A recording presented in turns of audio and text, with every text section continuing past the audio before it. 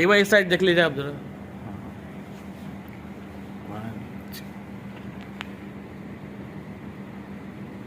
Okay. जैसा कि आज आपके महासंघ में पदाधिकारियों की महत्वपूर्ण बैठक हुई, जिसका मुख्य विषय था चुनाव, आपके जो वार्षिक या द्विवार्षिक चुनाव होता है, तो सर उस पर कुछ विरोधाभास आप लोगों में आपस में हुआ, तो सर अंत में क्या निर्णय आपने लिया, सर वो बता दीजिए। आज 10 नवंबर 2024 को हम लोगों के यहाँ आम बैठक हुई है।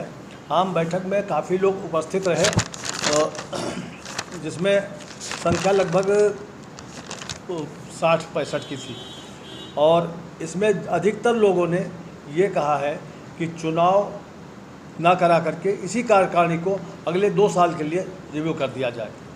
तो इसमें कुछ लोगों में विरोध ज़रूर रहा। बाद में ये निर्णय दिया गया, कुछ लोगों ने ऐसा कहा कि प्रांतीय अध्यक्ष, उपस्थित प्रांतीय अध्यक्षों से भी सलाह ले लिया जाए, जैसा वो चाहें।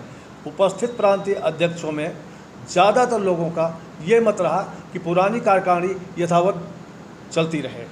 कितने परसेंट लोगों ने ये बात कही है कि पुरानी कार्यकारिणी को ही पुनः जो है अगला कार्यकाल दे दिया? यदि रजिस्टर में वक्तव्य दिए हुए व्यक्ति हैं, उनमें से मेरी ख्याल से 60% से अधिक लोगों ने ऐसा कहा है कि पुरानी कार्यकारिणी यथावत चलती रहे।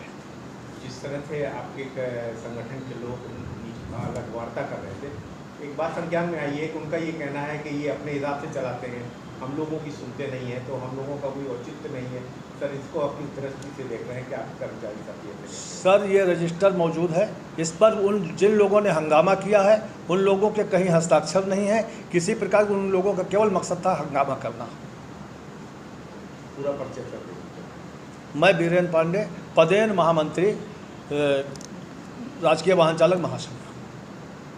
पहले तो बहुत बहुत बधाई और शुभकामनाएं आपको, बहुत बहुत धन्यवाद हमारे राजकीय वाहन चालक महासंघ में आने का, पधारने का। सर जैसा कि आपके पदेन जो है महामंत्री जी ने अभी जो बात कही जी, क्या आप उनकी बात से सहमत हैं? जी, जो कार्यवाही रजिस्टर वगैरह जो हमारा है और आज का संख्या बल है, और जो आज के लोगों का मत रहा है, जिन लोगों का विचार रहा है, जैसा कि हमारे पदेन महामंत्री जी ने कहा है कि 60% से अधिक लोगों का यही मत रहा है कि इसी कार्यकारिणी को पुनः 2 वर्ष के लिए रिव्यू कर दें। सर पूरा परिचय। मैं शाहजहां यादव, उपाध्यक्ष राजकीय वाहन चालक महासंघ, उत्तर प्रदेश में।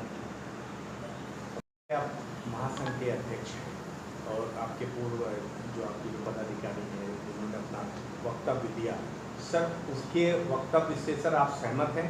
नंबर 1। जी बिल्कुल सहमत हूँ, और मैं आपको बता दूं कि हमारे पूर्व पदाधिकारी नहीं हैं, वर्तमान में मंत्री हैं, और आज चूँकि हमारे महामंत्री जी के घर में कुछ कैजुअलिटी हो जाने के कारण अनुपस्थित थे, और हमारे संविधान में ऐसी व्यवस्था है कि जब महामंत्री न रहें तो उनका कार्यभार मंत्री जी संभालते हैं, उसी वजह से उन अपना। सर जैसा कि आज बैठक हुई, आप क्योंकि अध्यक्ष हैं, आखिरी निर्णय आपका होता है, तो सर आप क्या कहेंगे? अब आखिरी में आपका जो निर्णय आया क्या है?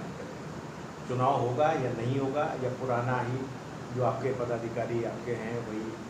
सर भारतीय संविधान से लेकर और राजकीय वाहन चालक महासंघ उत्तर प्रदेश के संविधान तक हर जगह ये व्यवस्था है कि आम सभा का जो निर्णय है वो सर्वमान्य होता है, और आज की जो संख्या थी वो तकरीबन जो हमारे रजिस्टर पे साइन है वो 70-80 के आसपास है। बाकी बहुत सारे लोग बिना साइन के भी चले गए हैं, तो 100 के ऊपर की 150 के आसपास हमारे पदाधिकारी थे, जिले से लेकर और प्रांतीय अध्यक्ष मंत्रियों तक। उन लोगों की लगभग 60 से ऊपर, जैसा कि हमारे महामंत्री जी, उपाध्यक्ष जी ने बताया है कि तकरीबन 60 के ऊपर यही कहना था कि ये जो कार्यकारिणी कार्य कर रही है ये बहुत ईमानदारी से कार्य कर रही है, और हम लोगों के लिए कुछ किया है, संगठन के लिए कुछ किया है, तो ये आगे पुनः 2 साल के लिए बढ़ाई जाए, यही काम करती रहे।